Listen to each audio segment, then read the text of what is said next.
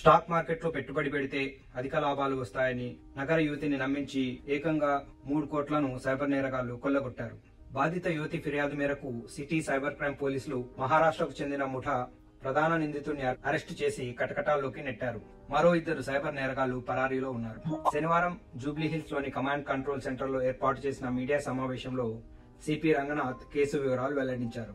హైదరాబాద్ కు చెందిన ఈ యువతి వ్యాపారం చేస్తుంది.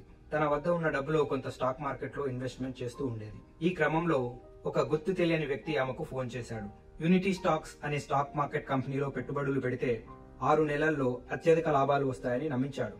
దీంతో ఆమె మొదట కొద్ది మొత్తంలో పెట్టుబడి పెట్టింది. 30% లాభాలతో రిటర్న్స్ వచ్చేలా చేశాడు. ఎక్కువ మొత్తంలో పెట్టుబడి పెడితే కోట్లు సంపాదించని ఆమెను నమ్మించాడు. దీంతో ఆమె విడతల వారీగా 3 కోట్ల పైబడి ఇన్వెస్ట్ చేసింది. ఆ తర్వాత ఈ అపరిచితుడు ఆమెను సంప్రదించడం మానేశాడు. మోసపోయానని గ్రహించిన బాధితురాలు సైబర్ క్రైమ్ పోలీసులను ఆశ్రయించింది. ఇన్స్పెక్టర్ గంగాధర్ టీం రంగంలోకి దిగి టెక్నికల్ ఎవిడెన్స్ ని సేకరించారు. మహారాష్ట్ర నాగ్పూర్ కు చెందిన రోనక్ తన్నా ముఠా గోవాలో ఉంటూ ఈ మోసానికి పాల్పడినట్లు పోలీసులు తేల్చారు. అనంతరం గోవాకు వెళ్లి నిందితుడిని అరెస్ట్ చేశారు. బాధిత యువతి తల్లిదండ్రులకు కొడుకులు లేకపోవడంతో వాళ్ళు కూతుర్ని సెటిల్ చేయాలని నిర్ణయించుకున్నారు. అందుకు వారు సంపాదించిన ఆస్తులన్నీ అమ్మేశారు. బాధితురాలు వాటాకు వచ్చిన డబ్బును ఆమెకు ఇచ్చారు. హైదరాబాద్ లో మంచి ఇల్లు కొనుక్కొని సెటిల్ అవ్వాలని సూచించారు. కానీ అప్పటికే సైబర్ నేరగాళ్ల చేతికి చిక్కిన బాధితురాలు స్టాక్ మార్కెట్ లో మంచి లాభాలు వస్తుండటంతో తన వాటాకు వచ్చిన 3 కోట్ల పైబడి ఆస్తి సైబర్ కేటుగాడు సూచించిన ఖాతాలో జమ చేసి మోసపోయింది. చాకచక్యంగా వ్యవహరించి పోలీసులు కేసును ఛేదించి నేరస్తులను పట్టుకున్నారు.